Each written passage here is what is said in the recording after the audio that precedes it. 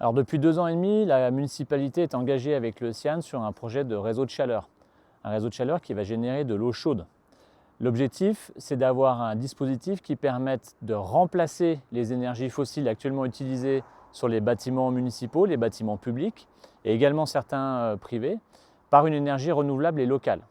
Donc ce projet, ça fait 2 ans qu'on le présente à peu près régulièrement lors de nos réunions publiques. Aujourd'hui, les appels d'offres ont été passés. On a délégué cette fonction au CIAN, qui est le syndicat interdépartemental sur l'électricité et le numérique et l'énergie renouvelable. Et c'est le CIAN qui réalisera les travaux. La commune mettra à disposition le terrain sur lequel nous nous trouvons actuellement.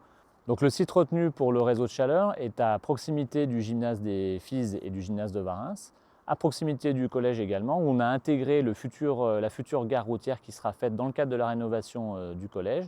Gare routière où les bus stationneront au sud du collège, le long de l'avenue Thorey, et également les parents qui pourront amener et déposer, récupérer leurs enfants sur ce secteur-là afin d'éviter de remonter le long de la rue Paul-Éluard en direction de la cuisine municipale. Le projet de réseau de chaleur, il a un double intérêt. Le premier, c'est qu'il est là pour remplacer les énergies fossiles utilisées actuellement sur les bâtiments publics, notamment de la commune. On parlait des gymnases tout à l'heure. Ça sera également le cas pour Passiflore. Ça sera le cas pour les logements communaux de Marlioz, mais également tous les équipements sportifs. Et en plus, on a des problèmes d'alimentation au niveau de l'eau chaude dans les vestiaires de certains de nos équipements sportifs, notamment le foot. Également les logements sociaux des Pré-Montfort et des Tuyas à Marlioz, qui représentent quand même beaucoup d'habitations. Et puis les habitations privées qui sont situées sur le tracé du réseau de chaleur. Il y a 3,2 km de réseau qui vont être enfouis. Et donc les privés qui sont à proximité pourront se raccorder facilement. Donc il y a une prospection qui a déjà eu lieu, des gens ont déjà donné leur accord pour se raccorder à ce réseau de chaleur. Alors dans le cadre du plan de protection de l'atmosphère, ce qui est très important de spécifier, c'est que le réseau de chaleur permettra d'économiser des émissions de particules fines.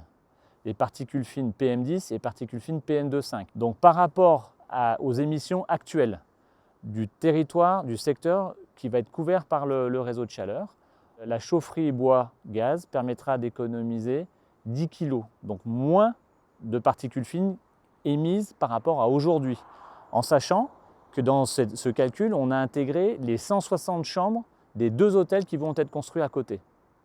Donc le bilan est tout à fait positif par rapport au territoire.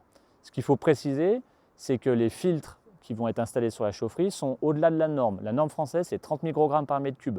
On a demandé d'être au meilleur de la technologie et la technologie est actuellement à 10 microgrammes par mètre cube. C'est ce qui nous permet d'arriver à ces résultats très faibles de moins 10 kg par rapport à l'émission actuelle des particules fines sur le secteur. Et puis on nous parle des particules ultra fines, ce qui est vrai. Il faut savoir qu'aujourd'hui, la réglementation n'est pas en vigueur sur les particules ultra fines, mais que les filtres du réseau de chaleur filtreront également les PM1. Donc PM10, PM2,5 et PM1. Peut-être, et c'est peut-être un travail qui sera engagé avec l'Institut Éco-Citoyen, on ira plus loin sur l'analyse des particules ultra-fines et peut-être qu'une norme sortira. Aujourd'hui, manifestement, il n'y a pas de consensus scientifique sur la manière de les caractériser, mais ça ne veut pas dire qu'il ne faut pas le faire. En tout cas, la filtration sera PM10, PM2,5, PM1. D'une manière générale, il y a 2 autres avantages et un petit inconvénient, mais on l'assume. Le gros avantage, c'est une réduction massive des gaz à effet de serre. Donc sur les simulations qui ont été faites par Atmo et qui ont été consolidées par rapport à l'équipement qui a été choisi, on économisera 1146 tonnes de gaz à effet de serre par an. 1146 tonnes. C'est un chiffre qui est très important. Il faut savoir que les gaz à effet de serre, c'est la lutte principale de la majorité des pays développés notamment, mais pas uniquement. Et c'est l'objet de nos plans climat-énergie territoriaux que l'on a dans toutes les collectivités, également au Pays du Mont-Blanc. Donc l'objectif, c'est de réduire ces gaz à effet de serre, massivement le CO2, mais également le méthane. Donc encore une fois, on est cohérent dans notre démarche et c'est un apport vraiment positif par rapport à ce qui est émis aujourd'hui. Donc le deuxième point positif, c'est une réduction des composés organiques volatiles de l'ordre de 130 kg. C'est aussi également des gaz polluants, donc ça, c'est un avantage avec cette chaufferie bois. Le petit bémol, et on l'assume, c'est une émission un peu plus importante des NOx, des dioxydes d'azote, qui sera de l'ordre de 4 tonnes à peu près. Voilà. Il faut savoir que sur ces équipements-là, les NOx ne peuvent pas être filtrés, ne peuvent pas être captés. Ce n'est pas un équipement assez important. Aujourd'hui, la technologie n'est pas disponible sur des équipements de petite ampleur comme la chaufferie bois. En tout cas, Si la technologie évolue, notamment concernant les NOx, nous le ferons bien entendu également. Et puis il faut savoir qu'il y a une cheminée qui est assez grande. Alors certains l'ont décriée à tort, parce que l'intérêt d'une cheminée, c'est ce qu'a rappelé M. Jaffrezo lors de la réunion publique du PPA vendredi dernier, dont la vidéo est accessible sur la page Facebook du PPA. L'intérêt d'une cheminée, c'est de projeter les émissions en hauteur. Il faut savoir que les émissions, notamment les particules fines, sont prisonnières sur une barrière entre 0 et 10 mètres à peu près. C'est lui le scientifique, il est chercheur au CNRS, c'est quelqu'un qui est reconnu par rapport à son expertise. Donc je pense qu'on peut lui faire confiance. Il travaille avec Atmo aujourd'hui sur le potentiel oxydant de la pollution, et ça c'est quelque chose de nouveau qu'on a présenté au PPA, on y reviendra. Donc de la même manière que la vallée de l'Arve a été en avance sur les mesures en termes de qualité de l'air sur les territoires périurbains et ruraux, avec le premier plan de l'atmosphère en 2013, on continue dans cette démarche-là. Donc on anticipe, à l'époque le focus était sur les PM10, ensuite on est passé sur les PM2,5, aujourd'hui on s'attache à regarder ce qui se passe sur les particules plus fines, les PM1, et peut-être plus loin, particules ultra fines dans quelques années. En tout cas, Atmo mettra un appareil à disposition à partir de 2024, notamment pour mesurer les particules ultra fines sur le territoire du Pays du Mont-Blanc. Autre point qui était important pour nous sur ce réseau de chaleur, c'est la diversification des sources d'approvisionnement d'énergie.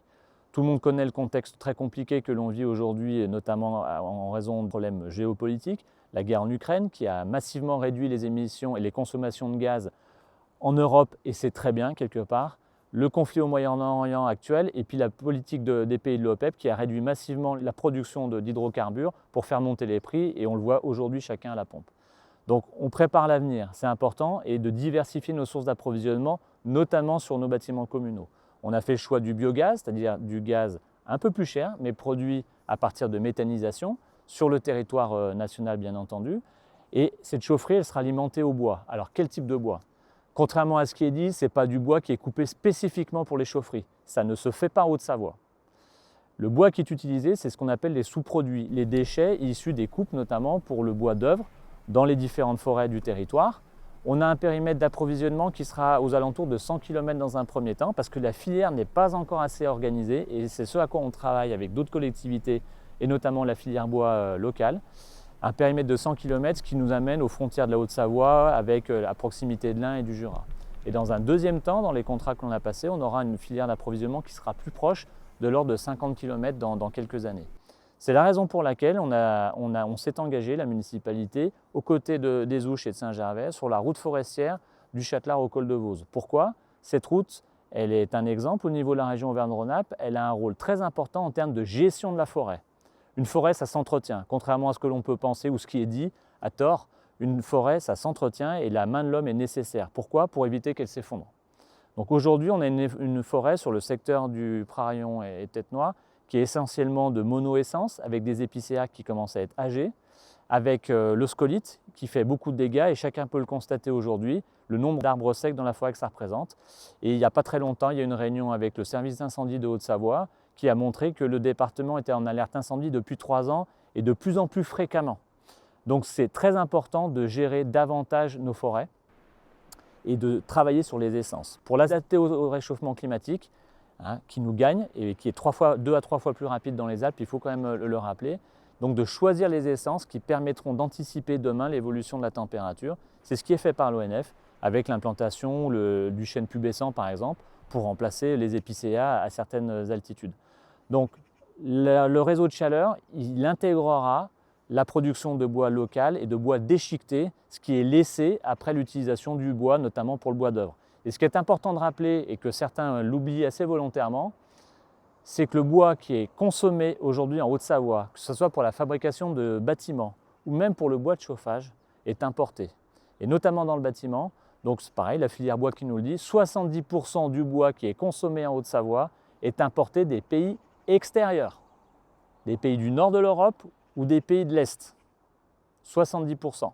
Donc on peut tout à fait s'imaginer le bilan carbone de ce type de bois qui arrive chez nous. Donc il est important pour nous de gérer davantage nos forêts, d'utiliser un bois local. Effectivement, il est coûteux à exploiter en raison de la pente notamment, et aussi du morcellement des parcelles et des propriétaires, mais c'est ce à quoi on essaye de s'employer pour organiser une filière locale et de ne pas dépendre notamment des gisements des pays de l'Est. On sait que la Chine s'est approvisionnée massivement sur du bois en Europe. il ne faut pas dépendre de ce contexte extérieur-là. Donc c'est la raison pour laquelle nous avons fait le choix d'une chaufferie bois.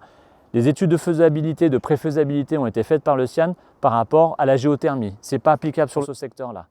Le solaire thermique, on nous en a parlé, il faudrait à peu près 2000 m² de panneaux solaires pour le solaire thermique, sauf que le solaire thermique sur des gros bâtiments n'est pas adapté. Pourquoi? L'hiver, il serait en sous-production par rapport aux conditions météo, et l'été, il serait en surproduction. Il y aurait trop de production d'eau chaude. Donc c'est pour ces deux raisons que ces solutions n'ont pas été retenues. Si elles s'avèrent pertinentes sur d'autres secteurs, on le fera bien entendu, ou sur d'autres bâtiments de petite ampleur. Des collectifs, par exemple, peuvent tout à fait utiliser le solaire thermique.